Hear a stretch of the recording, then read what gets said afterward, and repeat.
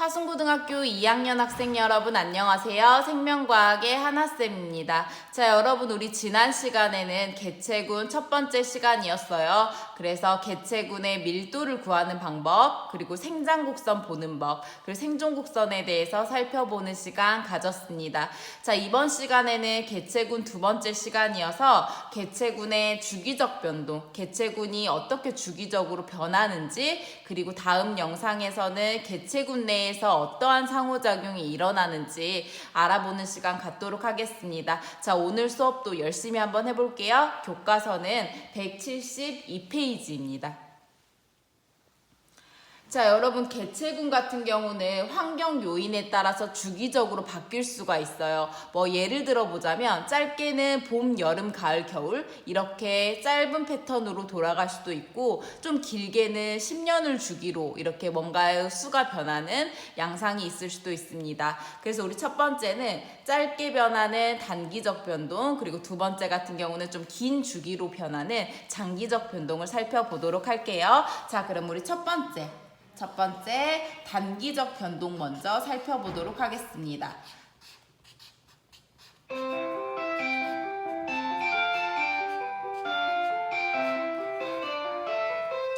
자, 단기적 변동 같은 경우는 우리 계절로 변하는 걸 한번 볼게요. 계절적 변동이라고도 하는데 계절마다 어떻게 변하는지 한번 보도록 하겠습니다. 선생님이 그래프를 하나 가지고 왔어요. 그래프를 하나 가지고 왔는데, 자,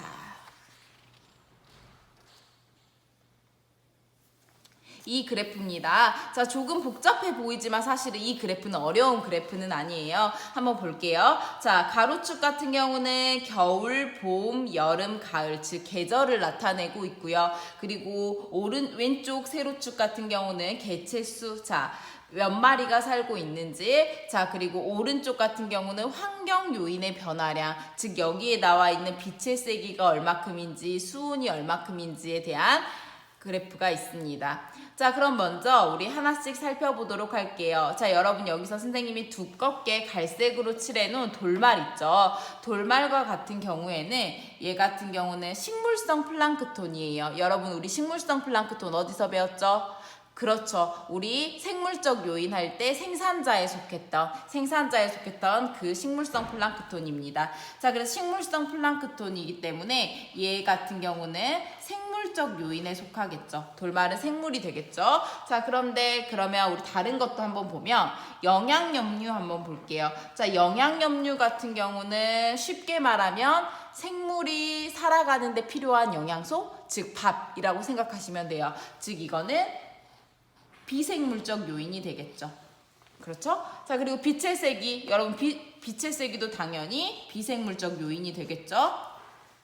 그리고 마지막으로 수온과 같은 경우도 비생물적 요인이 되겠죠. 그래서 돌말이라는 생물적 요인에 영양염류, 빛의 세기, 수온과 같은 비생물적 요인들이 영향을 미치는데요. 이 영향을 미칠 때 세 개가 계절적으로 똑같은 상황이 아니고 이 세 개의 조건이 계절적으로 이렇게 막 변하기 때문에 돌말 개체수도 변할 수밖에 없다라는 그래프를 보여주고 있습니다. 즉 다시 한번 정리해 보면은 영양염류의 양도 영향을 주고, 그리고 빛도 영향을 주고, 그리고 수온도 영향을 줘서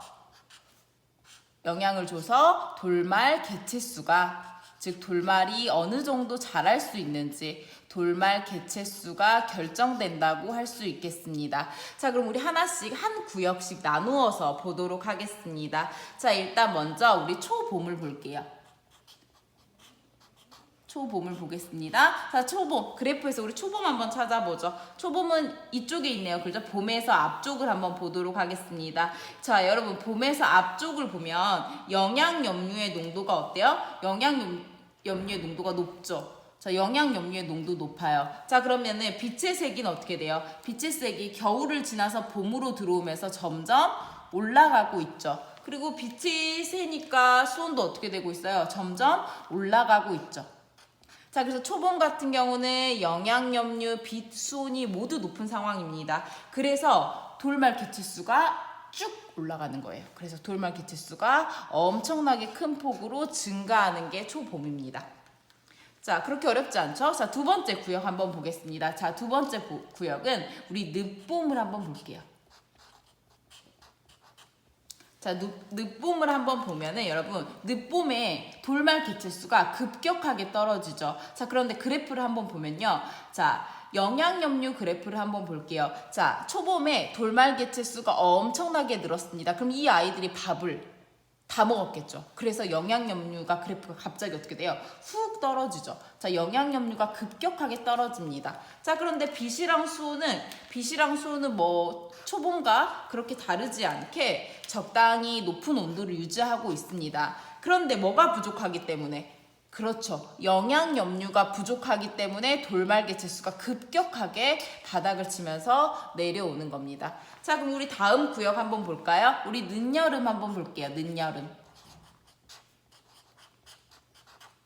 자, 늦여름 같은 경우는 여러분 여름 끝에 보면 돌말이 살짝 올라갑니다. 자, 이 이유는 늦봄에 돌말이 줄어들었죠. 그러면은 밥이 아무래도 어떻게 되겠어요? 다시 조금씩 쌓이겠죠. 그래서 영양염류가 약간 올라갑니다. 그리고 여름이라서 뭐 빛과 수온도 높은 상태죠.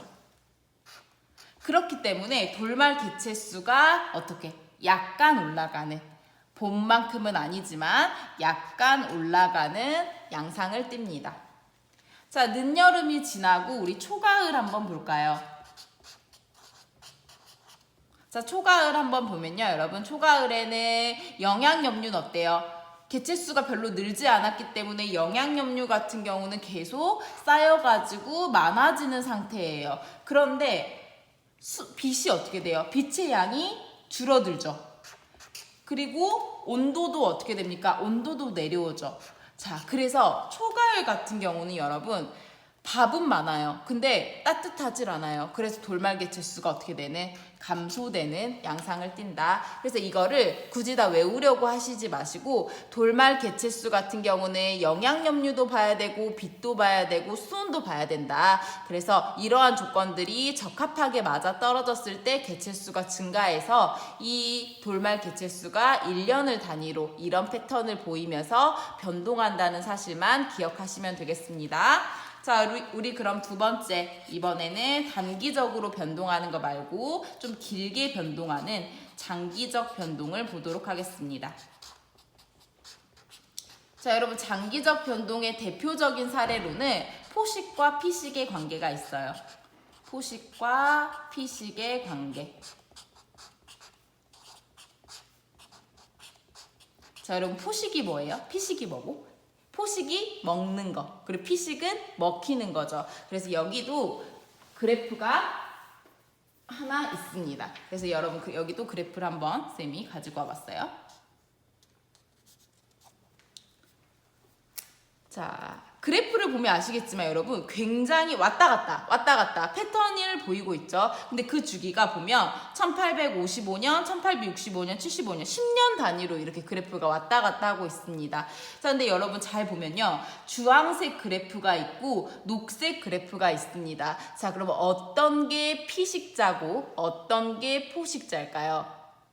잠깐 한번 고민을 해보죠. 자, 주황색이 먼저 올라갑니다. 보면 주황색이 약간 먼저 올라가면 누가 따라 올라옵니까? 그렇죠. 녹색이 뒤이어 따라 올라오는 패턴을 보이고 있습니다. 자, 그럼 여러분 먼저 올라오는 애가 먼저 증가하면 뒤따라 증가하는 애가 있습니다. 그럼 먼저 증가하는 애가 아무래도 먹히는 아이겠죠. 그래서 이 부분을 한번 정리를 해보면 먹히는 아이, 즉 피식자죠. 자, 피식자가 증가를 합니다. 자, 그럼 먹을 게 많아졌네요. 그럼 뒤따라서 누가 올라오는 거예요? 그렇죠. 포식자가 올라오는 겁니다. 자, 포식자가 증가하겠죠. 자, 그럼 먹는 애가 증가했습니다. 그러면 피식자는 어떻게 되겠어요? 그렇죠. 줄어들겠죠. 다 잡아먹혀서 없어지겠죠. 자, 근데 피식자가 감소하면 포식자 입장에서는 또 먹을 게 어떻게 됐어요? 줄어들었죠. 그렇기 때문에 포식자가 감소하겠죠. 자, 여러분, 그러면 포식자가 감소하면 피식자는 다시 어떻게 되겠어요? 올라가겠죠. 그래서 여기로 다시 돌아갑니다. 그래서 밥이 늘면 먹는 게 늘고, 먹는 게 늘면 밥이 줄고, 밥이 줄면 또 먹는 게 줄고, 그래서 또 먹는 게 줄면 먹히는 게 늘고, 이런 식으로 사이클이 돌아가는데, 이게 이 눈신토끼와 스라소니 같은 경우는 10년을 주기로 변화한다는 겁니다. 그래서 여러분, 누가 먹히죠? 그렇죠. 눈신토끼가 먹히죠. 얘가 즉 피식자죠. 그리고 스라소니는 먹죠. 그래서 얘가 포식자죠. 그래서 그래프로 나타내 보자면 주황색, 즉 먼저 올라가는 아이가 피식자. 그래서 주황색이 눈신토끼가 되겠고,